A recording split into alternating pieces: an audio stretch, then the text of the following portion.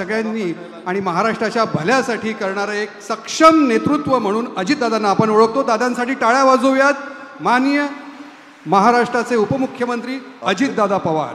आपल्या राज्याचे लाडके मुख्यमंत्री एकनाथराव शिंदेजी, उपमुख्यमंत्री देवेंद्रजी फडणवीस, मंत्रिमंडळातील आमचे सहकारी गुलाबराव पाटील, गिरीश महाजन, अनिल भाईदास पाटील, नवनिर्वाचित खासदार स्मिताताई वाघ,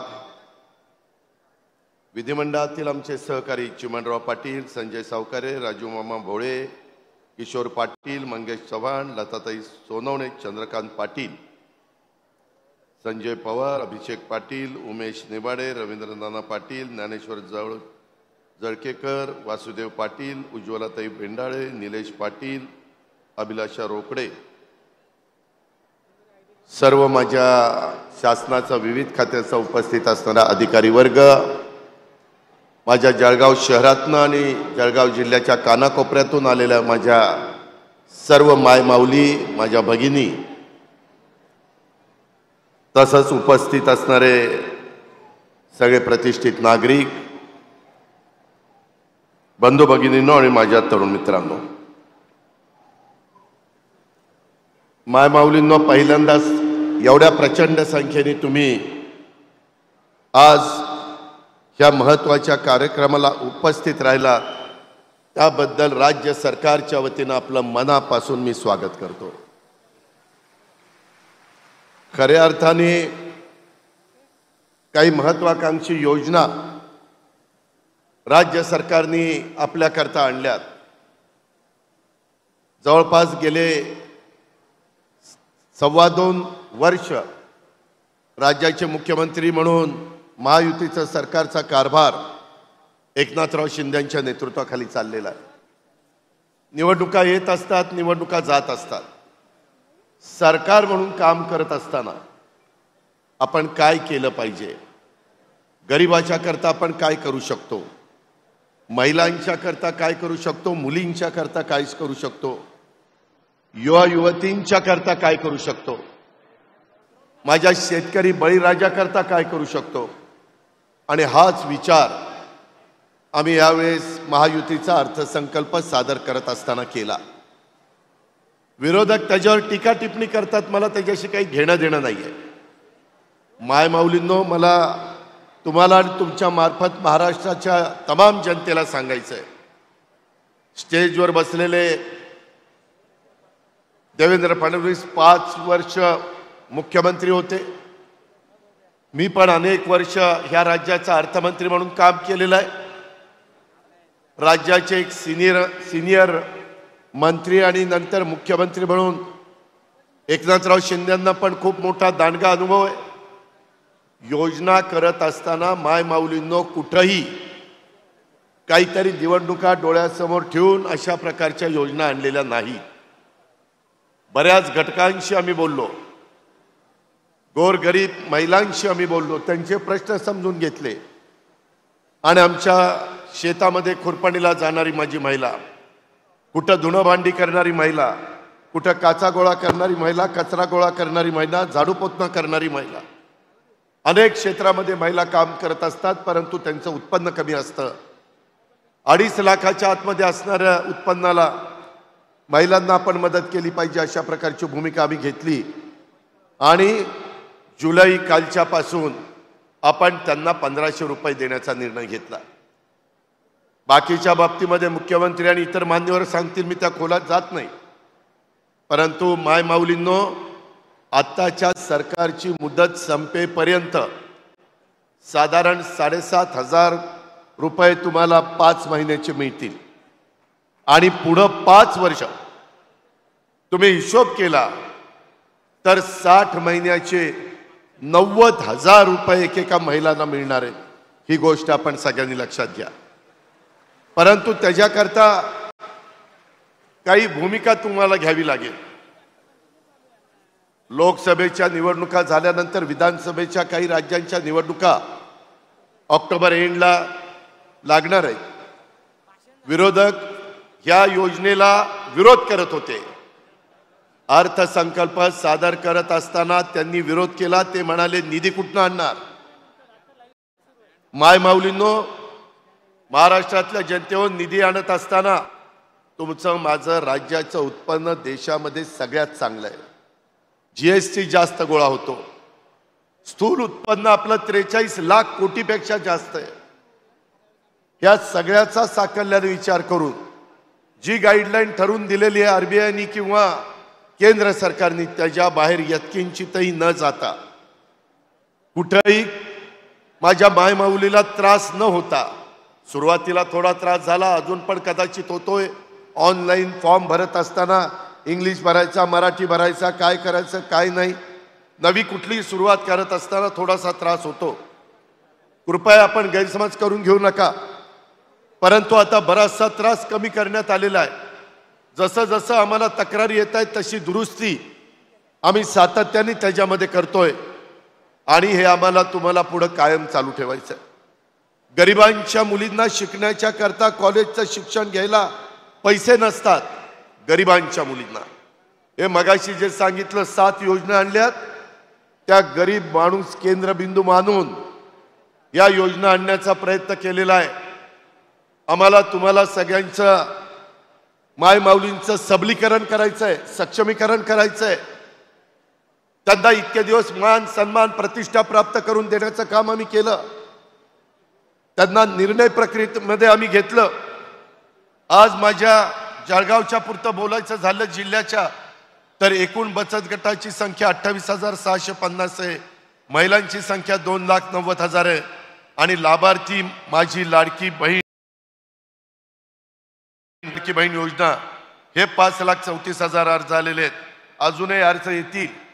मायमाऊलींनो, जरी त्या लाभामध्ये बसणाऱ्या काही महिला राहिलेल्या असतील तर घाबरू नका, त्यांनाही अजून फॉर्म भरता येतील. कोणी काही खोटं नाटं सांगेल त्याच्यावर विश्वास ठेवू नका. मागं लोकसभेला तसं घडलं. जाणीवपूर्वक आम्ही कुठंतरी संविधान बदलणार, आम्ही कुठंतरी आरक्षण काढणार, अशा प्रकारचा खोटा प्रचार नेरेटिव्ह आमच्या विरोधामध्ये सेट करण्याचा प्रयत्न केला. आता मात्र माझी हात जोडून विनंती आहे की अजिबात त्या गोष्टीवर विश्वास ठेवू नका. आम्ही कधीही तुम्हाला चुकीचं सांगणार नाही. आम्ही स्पष्ट बोलणारे आणि घेतलेला निर्णय राबवणारी लोक आहोत. आम्ही कामाची माणसं आहोत.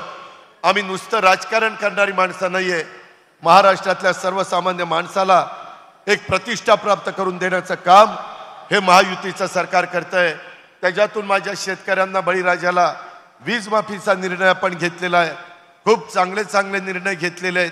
आज ह्या प्रचंड संख्येने आपण आलाय.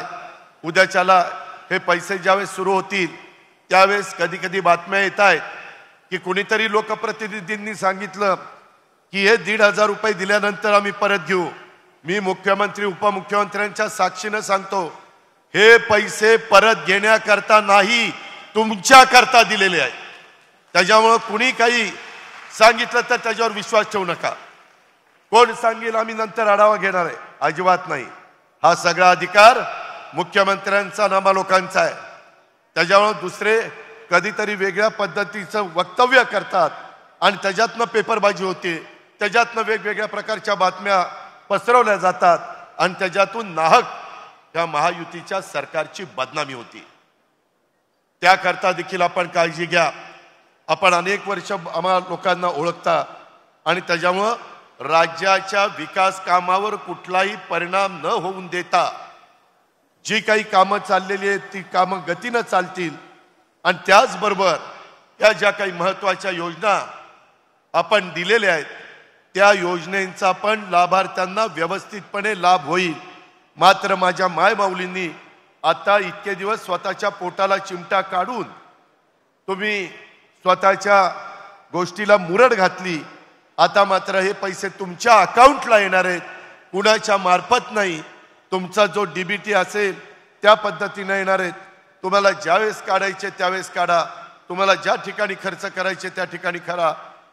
आया बहिणींनो, माझ्या मायमाऊलींनो, ह्याच्यामध्ये वर्षाला 46,000 कोटी एवढी रक्कम माझ्या महाराष्ट्रातल्या चांद्यापासून बांद्यापर्यंत असणाऱ्या महिलांच्या हातामध्ये जाणार आहे. हा पैसा माझ्या खेडोपाडी जाणार आहे, हा पैसा माझ्या शहरी भागामध्ये जाणार आहे आणि ते उद्याच्याला खर्च केल्यानंतर बाजारपेठेला उठाव येणार आहे. याही गोष्टीचा विसर आपण अजिबात पडून देऊ नका अशी माझी विनंती आहे. आज याला धरूनच आमच्या पालकमंत्री गुलाबराव पाटलांनी तिथं धरणगावला बालकवी ठोंबरे साहेबांचं त्याच्यामध्ये स्मारक घेतलेलं आहे, भूमिपूजन झालंय. बहिणाबाई चौधरींचं आपण स्मारक करतोय. ज्या ज्या महान व्यक्ती होऊन गेल्या त्यांचा आदर्श पुढच्या पिढीच्या समोर देखील राहिला पाहिजे. त्यांचं स्मरण नवीन पिढीनं पण केलं पाहिजे आणि त्यांच्या एकंदरीत तो काळ आठवत आपण त्यांनी दाखवलेल्या रस्त्याने पुढे जायचं असतं. त्या पद्धतीनं आपण पुढे जाण्याचं काम करूया. कुठल्याही खोट्या नाट्या प्रचाराला आपण बळी पडू नका. अतिशय दिमागदार कार्यक्रम माझ्या जळगावच्या पालकमंत्र्यांनी, सगळ्या आमच्या लोकप्रतिनिधींनी, सगळ्या अधिकाऱ्यांनी इथं जो घडून आणला त्याबद्दल सर्व माझ्या सहकाऱ्यांना मी मनापासून धन्यवाद देतो, त्यांचे मनापासून आभार मानतो. आणि माय माऊलींनो, तुम्हाला उद्याच्या काळामध्ये ही योजना किंवा इतर अनेक योजना आहेत त्या माझे देवेंद्रजी किंवा मुख्यमंत्री सांगतील. वेळ बराच झालेला आहे म्हणून मी वेळ घेत नाही, गरम देखील होत आहे. आणि त्यामुळं माझं तुम्हाला सगळ्यांना सांगणं आहे, ह्याच्याबरोबर आपल्या इथली केळी असेल, आपल्या इथले पाटबंधारे खात्याचे प्रकल्प असतील, आपल्या इतर विकासाचे प्रश्न असतील, जे आमचे जळगावचे लोकप्रतिनिधी सातत्याने विधिमंडळामध्ये मांडतायत, त्यालाही न्याय देण्याची भूमिका ही आम्हा लोकांची राहणार आहे. आणि त्याचबरोबर केंद्रामध्ये आता तिसऱ्यांदा नरेंद्र मोदी साहेबांचं सरकार आलेलं आहे. ते सरकार आपल्या विचाराचं आहे. उद्याच्याला त्यांच्याकडून देखील आपल्याला विकासाच्या करता मोठा निधी आणण्याचं काम देखील करायचं आहे. परंतु ते सगळं तुमच्या हातात आहे. तुम्ही जर उद्याच्या काळामध्ये येणाऱ्या निवडणुकीमध्ये ज्यावेळेस मतदानाला जाल त्यावेळेस या सगळ्या योजना चालू राहाव्या असं वाटत असेल, आपल्याला दर महिन्याला हे सबलीकरणाच्या करता जी मदत, जे काही रक्कम मिळते ती रक्कम मिळावी असं वाटत असेल, तर मात्र तुम्ही ज्यावेळेस मतपेटीकडे जाल त्यावेळेस जिथं कमळ असेल, जिथं धनुष्यबाण असेल, जिथं घड्याळ असेल, अशा ठिकाणी बटन दाबण्याचं माझी विनंती आहे. तो तुमचा अधिकार आहे. मी बळजबरी करणार नाही, तो तुमचा अधिकार आहे. परंतु विनंती करण्याचं तर आमचं काम आहे. घटनेचे शिल्पकार डॉक्टर बाबासाहेब आंबेडकरांनी तो आपल्या सगळ्यांना अधिकार दिलाय, संविधानाने अधिकार दिलाय.